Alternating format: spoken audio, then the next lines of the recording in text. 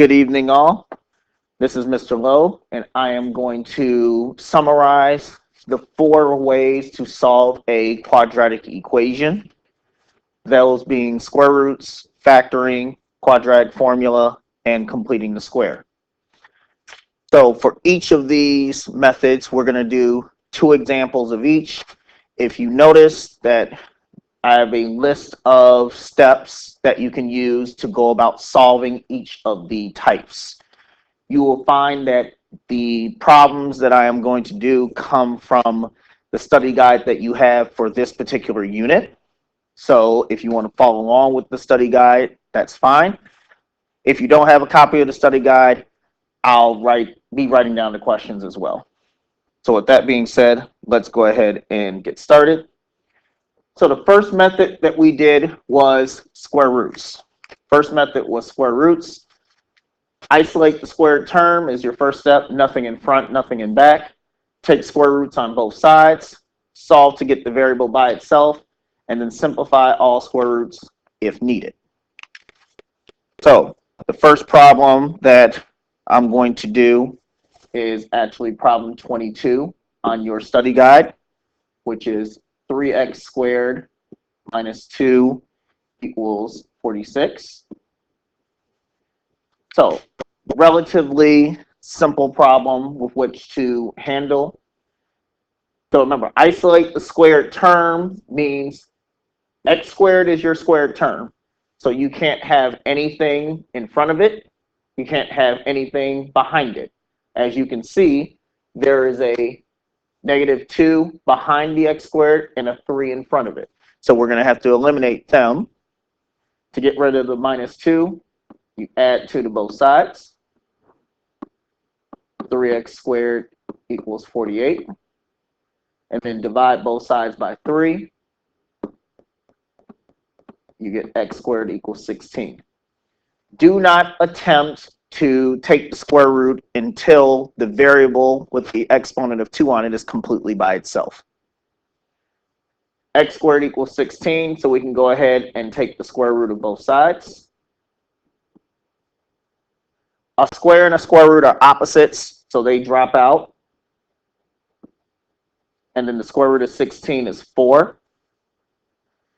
It is imperative to understand that anytime you take the square root, you must have plus and minus. So make sure you put plus or minus in front of that 4 to indicate that you've taken that square root. Not doing that means you would only be giving one of the 2 answers, and that is 100% wrong. So that takes care of that particular part. So now let's do another example using square roots. This is going to correspond to problem 24. You have w plus 3 squared equals -16. So just because it has a parentheses squared doesn't mean you don't follow the same steps. So you're going to treat the parentheses squared as if it was just a regular variable squared. Same rules apply. Do not write w plus 3 out twice and then do FOIL and all of that stuff. You're actually making the problem longer than what it has to be. So once again, there's nothing behind the squared term. There's nothing in front of the squared term. So in this case, we don't need to do anything along the lines of adding or subtracting or dividing anything away. So we're good to go. So we can go right ahead and take the square root of both sides.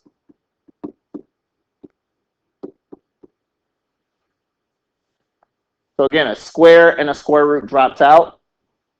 So that's w plus 3. Now the square root of -16. So remember, if you're taking the square root of a negative number, the square root of 16 is still 4, but since it was a negative, you put the I behind it. You put an I behind it. So we have w plus 3 equals plus or minus 4i. We still need this w by itself. So subtract 3 on both sides. So that gives you W equals plus or minus 4I minus 3. But if we are going to have this in its correct format, which is standard form, the standard form is W equals negative 3 plus or minus 4I. And it is actually important that we have our answer in standard form. So we want to make sure we do it right 100% of the time. So that takes us through square roots. So we did a review of square roots, and we used problems 22 and 24 on your study guide. So now we will move on into the quadratic formula and use that to solve our quadratic equation. So that will be method number 2. So method number 2 is the quadratic formula. So remember, quadratic formula, that's a song that we sung in class. X equals negative b plus or minus square root of b squared minus 4ac all over 2a. Remember, it goes, pop goes the weasel. So if you need to sing it for yourself when you take the test, do that. Steps are as follows. Rewrite the equation so that it is equal to 0. Identify A, B, and C. Plug your values into the quadratic formula, and then eventually evaluate the formula. So we will look at 2 examples of this as well. So we're going to start with problem 45.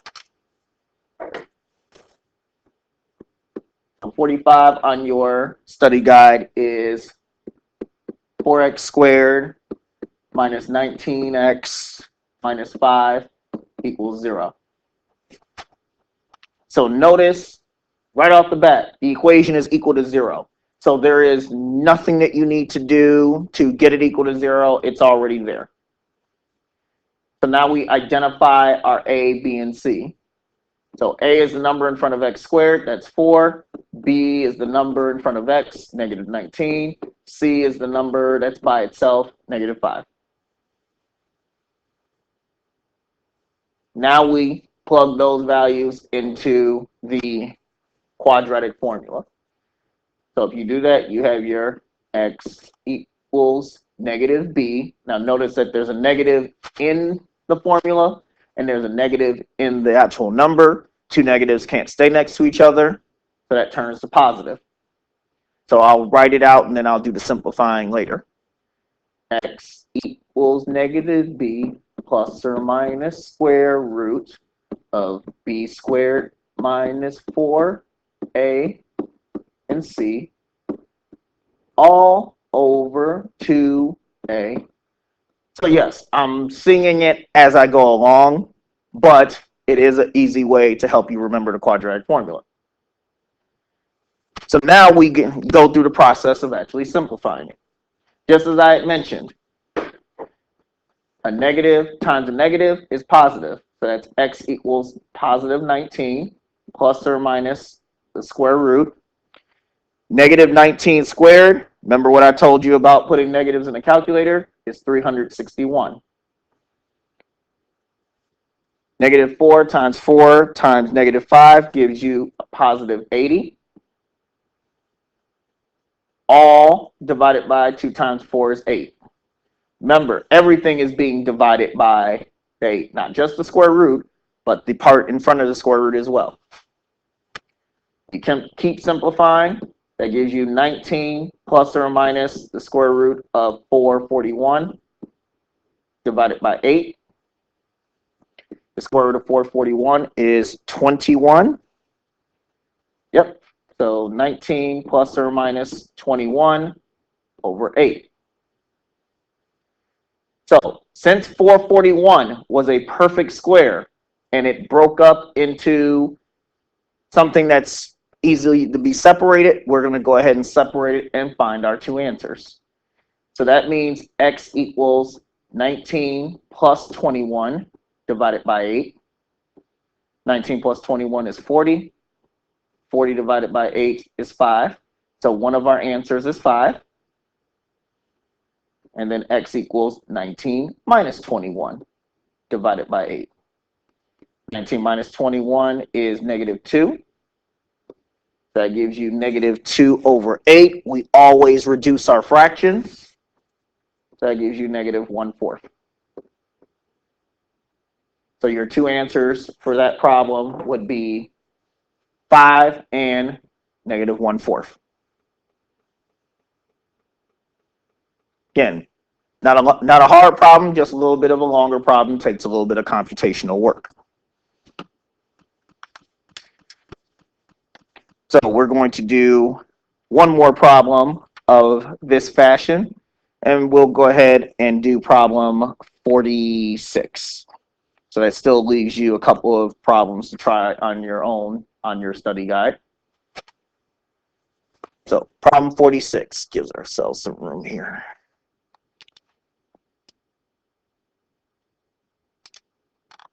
All right, so 46. Still doing quadratic formula, of course. So for 46, you have x squared equals 5x plus 8. So now we have an issue. This equation is not equal to 0. We need this equal to 0 in order to use the quadratic formula. So you can solve this out one of two ways. You can either move the x squared over, and it takes one step to get it equal to 0, or you can move the 5x and the plus 8 over to the left and get it equal to 0. Since I prefer to keep the x squared a positive value, I'm going to subtract 5x over, and I'm going to subtract the 8 over.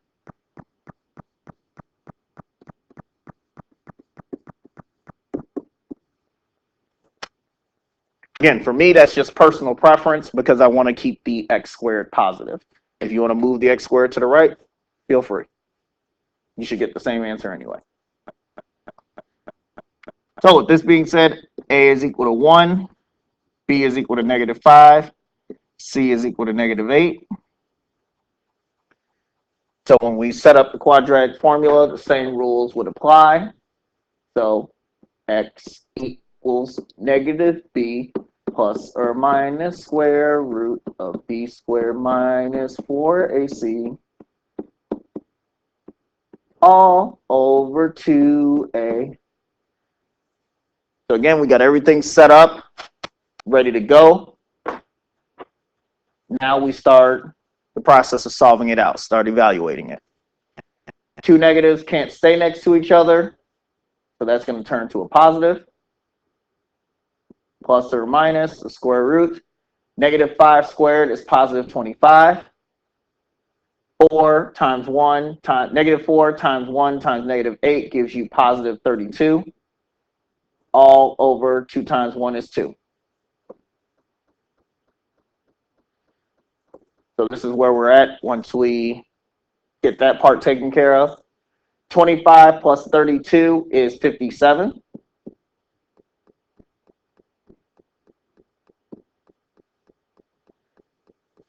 So 57 is not a perfect square. So now we're responsible to try to break that square root down. We're not going to give a decimal answer. We're going to break down the square root if it's possible to break down. It may very well not break down, and then this would be the end of our problem. So 57, remember we need two numbers that multiply to 57, one of them being a perfect square. So 57 is 1 times 57 and 3 times 19, and that's as good as you're going to get. None of those are perfect squares, though. So that's not going to work. That's not going to work. So this is your final answer the way that it's given. Sometimes it just works out that way. If you could have reduced anything, you would have reduced. But in this case, that's as good as you're going to get. So that completes our brief review of quadratic formula. Remember, it has to be equal to 0 before you can do the quadratic formula. There's really no choice in that. So that's method number 2, quadratic formula. Method number 3 is factoring. So factoring is a little bit closer to more recent. So factoring, there are several different ways of factoring. The two that we've dealt with the most are greatest common factor, which we can use all the time, and MAF, which works with three terms. We did touch upon difference of two squares. Difference of two squares can only be used if you have two terms and both of those terms are perfect squares. So if you're solving by factoring, the equation must equal 0. So you got to get it equal to 0 first. Then you factor the expression. GCF always gets tried first, then MAF or difference of two squares if they apply. Once you get it factored, then you set each factor equal to 0, and then you solve each individual equation. So for the purposes of this little quick recap and quick review, we are going to start with problem number 9. So problem 9 on your study guide is x squared minus 6x equals 0. So first things first, rewrite the equation so that it equals 0. It's already equal to 0, so we don't have to worry about anything with regards to that. Now we attempt to factor it. GCF always goes first. GCF means take out the biggest number and take out a variable as long as everything shares it. So in the case of problem 9, you have a 1 in front of the x squared and you have a 6. There's nothing that divides out of 1 and 6 other than the number 1. It is perfectly fine for your biggest number to be 1. Now if you notice, both terms have an x in it. So we're going to take out one of the x's. You always take out the smallest exponent. Always take out the smallest exponent when you're working with the variables. So when this divides out, 1 divided by 1 is 1. X squared divided by x leaves you with x. Negative 6 divided by 1 is minus 6. And then the x's drop out since this is x to the first, that's x to the first, 1 minus 1 is 0. And then remember, with greatest common factor, whatever you take out, it goes out in front. You don't have to put the 1 in front of the x. That won't change the problem. So now that it's factored, you set each factor equal to 0. You take each factor and you set it equal to 0. So you would take 1x and set it equal to 0. And then you take x minus 6 and set it equal to 0. Then you solve the two equations after that. So 1x equals 0. So x equals 0. X minus 6 equals 0. Add 6 to both sides. You get x equals 6. So there you go. That's our first example with factoring, which is just basic greatest common factor. Nothing in terms of razzle-dazzle there. So the next example that we're going to look at, and I'm going to modify it a little bit just so that we can illustrate, illustrate all the steps, is problem 13. So problem number 13, and again, I'm modifying it slightly just to illustrate the concept. So obviously, if you're looking at your study guide, this is not the same one-to-one match, but I'm doing it to illustrate a concept. 5x squared minus 17x equals negative 6.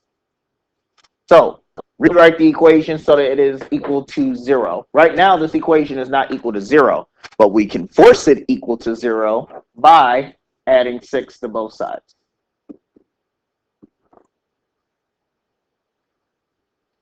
So negative 6 plus 6 is 0.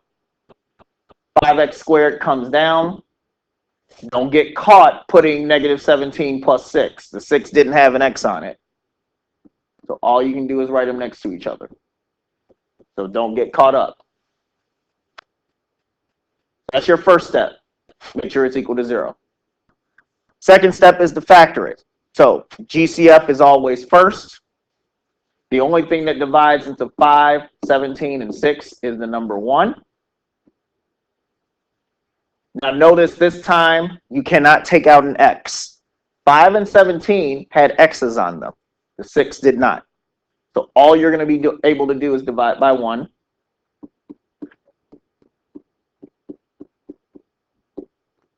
So there you go. Now we're going to do MAF. So MAF first requires you to identify the A, the B, and the C. Scroll this up a little bit. There we go. So A equals 5, B equals negative 17, C equals 6. So to get your M, you take your A and your C values and multiply them together. So 5 times 6 is 30. Your A value is simply whatever the B value was. So that's negative 17. So you need two numbers that multiply to 30 and add up to negative 17. There's always only one combination that's going to work.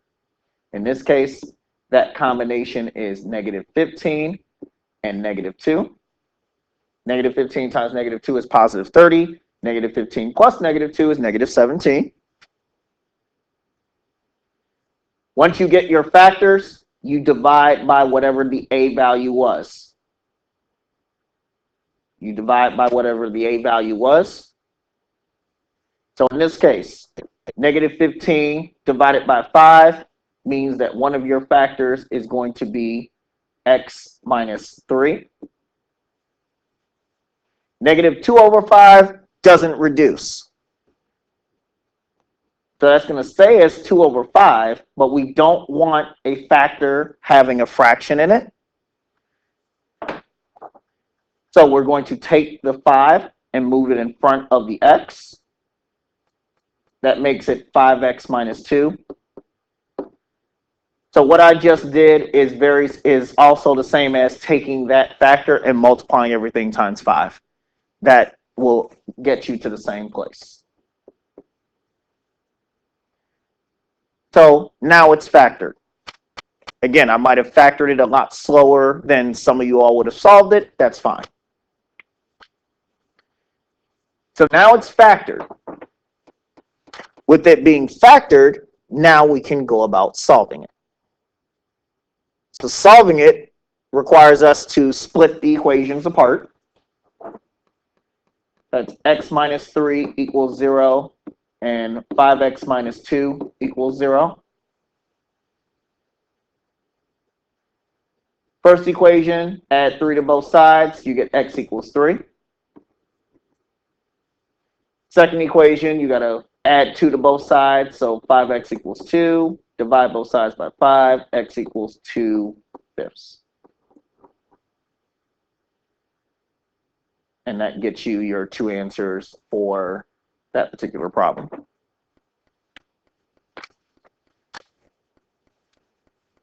So for that problem, we got to do a little bit of MAF to knock that problem out. So all well and good there. So we're going to do one more example of factoring. So this is primarily to get difference of two squares into it. So this problem is similar to problem 15, but I'm going to modify it a little bit just so that we can illustrate what we need to illustrate. So for problem 15, I'm going to put that it's modified in case you're following along with your study guide. So this is 9x to the third equals 64x. 9x to the third equals 64x.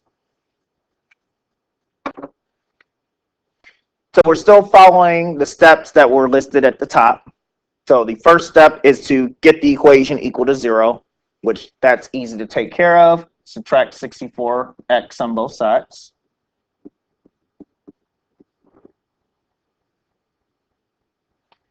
So that's 9x to the third minus 64x equals 0.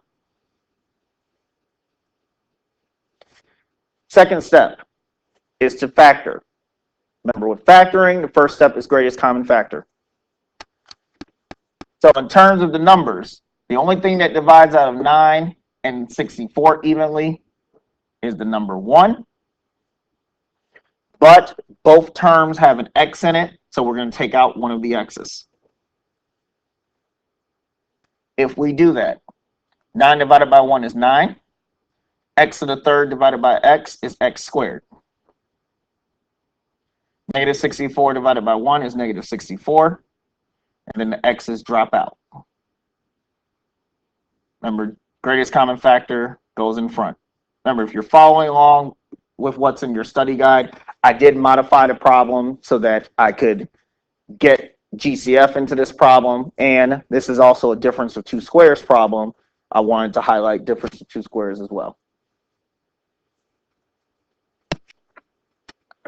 So now let's actually use difference of two squares. We can't use MAF because we don't have three terms. So difference of two squares means that everything in there is a perfect square. Everything in here is a perfect square. So for example, 9.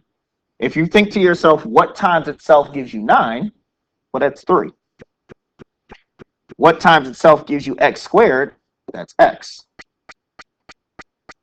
So 3 times 3 gives you 9. X times x gives you x squared. And if you think 64, what times itself gives you 64? Well, that's 8 times 8. But you have to think to yourself, they both can't be positive because positive 8 times positive 8 is positive 64. So you need one of them to be positive and one of them to be negative. Hence, your difference of two squares. So when you write your answer, we'll write your factored answer. That's 1x times 3x plus 8 times 3x minus 8. And remember, we're still equal to 0. So now we're fully factored. The next step is to set all the factors equal to 0. So that's 1x equals 0, 3x plus 8 equals 0, and 3x minus 8 equals 0. So we've got our three factors, three equations, so we're going to have three answers. 1x equals 0, so x equals 0. 3x plus 8 equals 0. If you solve the equation, you end up with x equals negative 8 over 3. 3x minus 8 equals 0. If you solve the equation, you get x equals 8 over 3. So those are your three answers for this modified version of problem 15. Again, I modified it so that you had another example of greatest common factor, and you got to see difference of two squares. So this completes our review of the factoring method. Again, factoring, just like with quadratic formula, the equation must equal to 0 in order for you to do the work that goes with it. All right, so the last of the four methods is called completing the square. Completing the square is a combination of both factoring and square roots. So there's a little factoring and there's a little square roots in it. It is a little complicated because you have to pay attention to every single part. You have to really focus in on every single part. If you skip one part of the process, you may end up train wrecking the whole thing. So let's go ahead and start with a very, very basic example of with completing the square. So this one lines up with problem 37 in your study guide. And that's x squared minus 10x equals 24. So completing the square, to use it, it is not required that you have the equation equal to 0. That's not required. Here's what you do want, though. Step 1 is add or subtract the constant term to the other side of the equation. So a constant term is a number that doesn't have a variable on it.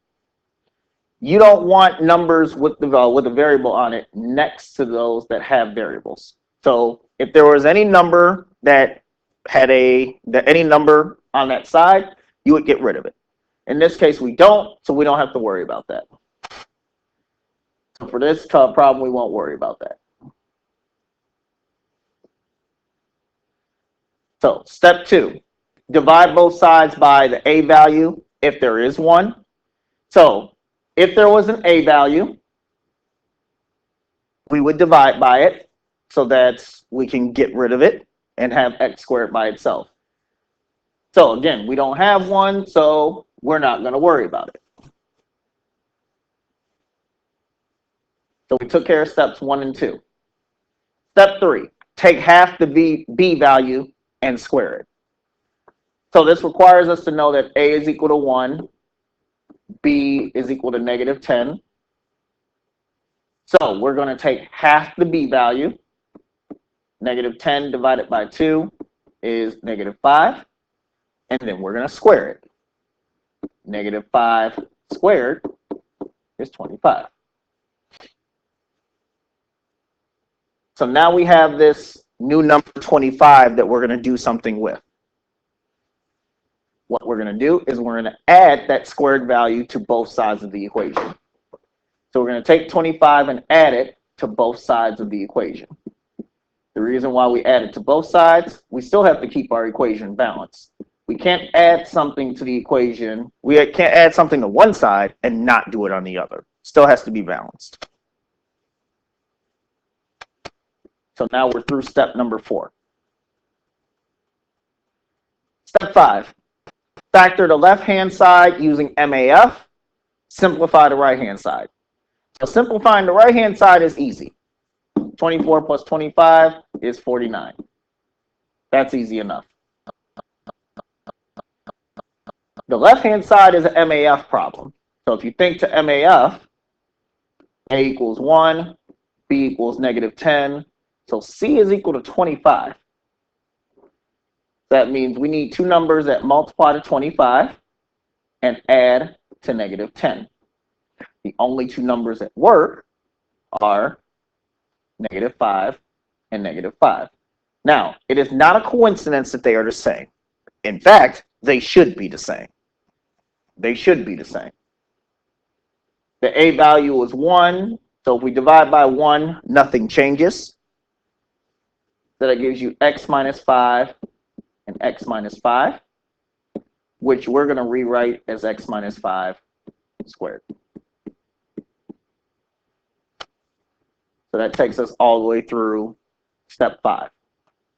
Again, going through it slowly because there are multiple parts,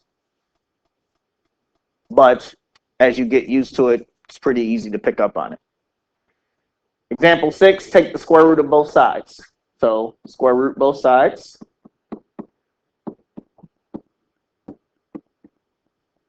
So that gives you x minus 5 equals plus or minus 7. Remember, anytime you take the square root, put that plus or minus in there.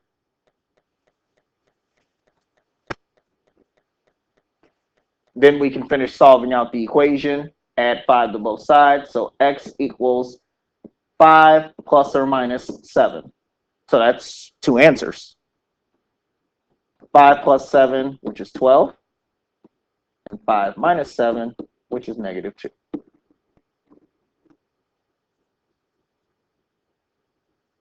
So those are your two answers for that particular equation. So we just did problem 37 on your study guide. Did problem 37 on your study guide. So again, not a hard problem. It's just one that requires a few steps and requires a little bit of work. So What I'm actually going to do is I'm going to erase this particular problem and put the next one in the same place so that we can keep our steps up here. I think it's probably important to keep the steps up here. You don't really do completing the square in Algebra 1, but definitely in Algebra 2. So let's do a second example and see how we can navigate through it. We're going to do problem number 39. So we're going to do problem 39. 5x squared plus 20x equals 10. So same rules apply as with the first problem. We want all x squared. We want all the variables on one side. Nothing else over there with it. So there's nothing else over there but variables. So step 1 is not necessary. We're good. Step 2, divide both sides by the a value. This time we have an a value. This time we have an a value, and that's 5. So we're going to divide everything by 5. We're going to divide everything by 5. If we do that, that gives you x squared plus 4x equals 2. So this time we divide it by the a value. Now we keep it moving. So a equals 1, b equals 4. So we take half the b value. 4 divided by 2 is 2. And then we square it. 2 squared is 4. That means our new c value is going to be 4. And that's the value that we add to both sides.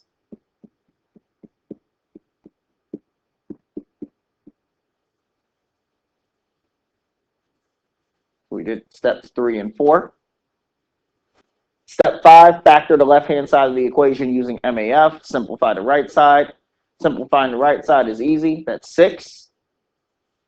Left-hand side, a equals 1, b equals 4, c equals 4.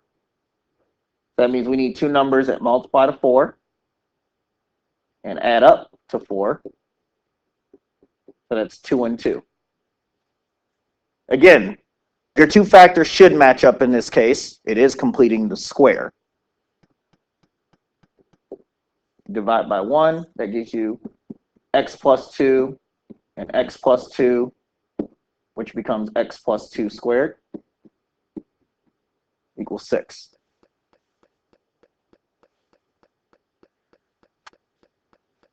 So we're all the way through to step 5, and we're heading towards the finish line. So next part, take the square root of both sides.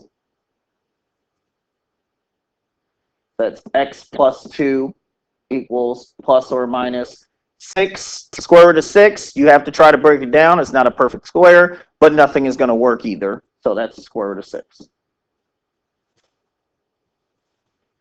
So to get x by itself, subtract 2 on both sides. That gives you x equals plus or minus the square root of 6 minus 2. But if we're going to write it the correct way, it really should be negative 2 plus or minus the square root of 6.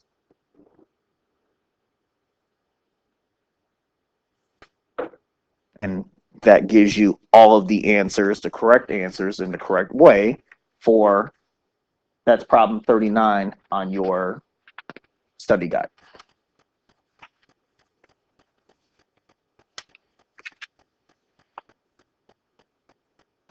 So last but definitely not least, we're going to do a problem in which you have to add or subtract something over first before we can really kick the problem off. And the problem that we're going to do for this one is actually going to be problem number, well, it's actually example 5 from the actual notes for this section. So example 5 in your notes packet would be problem page 23. So clear this off so we can keep the steps right next to each other. This is example 5 from page 23, which is 2x squared plus 24x minus 90 equals 0.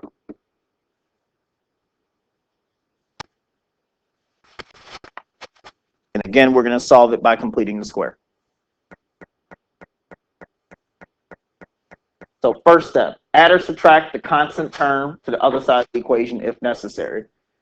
So again, we want the variables by itself, but that 90 is in the way. That negative 90 is in the way. So what we're going to do is we're going to get rid of it by adding 90 to both sides. So it gives you 2x squared plus 24x equals 90. That takes care of step number 1. Step 2, divide both sides by the a value. So we can clearly see we have an a value. A is equal to 2. So now we need to get rid of it. So divide everything by 2. Divide everything by 2. So we're left with x squared plus 12x equals 45.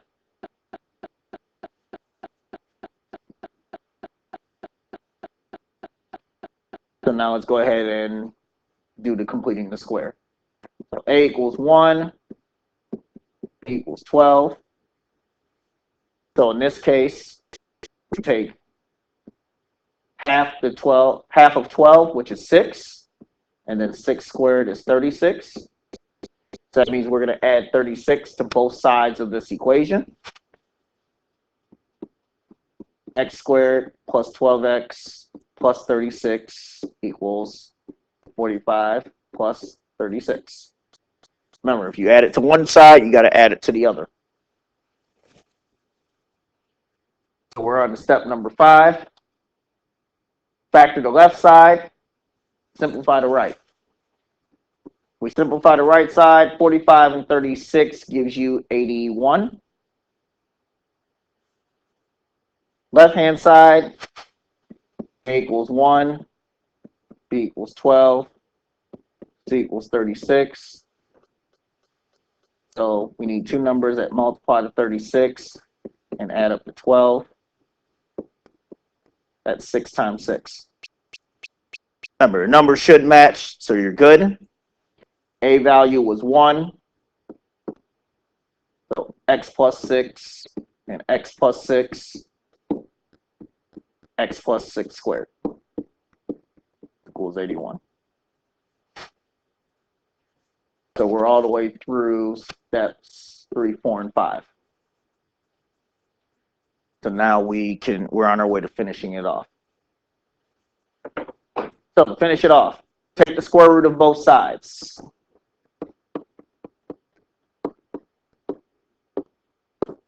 So you take the square root of both sides. Square and the square root drops out. So x plus 6 equals plus or minus square root of 81 is 9. Subtract 6 on both sides. You get x equals negative 6 plus or minus 9. So this is a problem in which we can definitely get the two answers that we need out of it.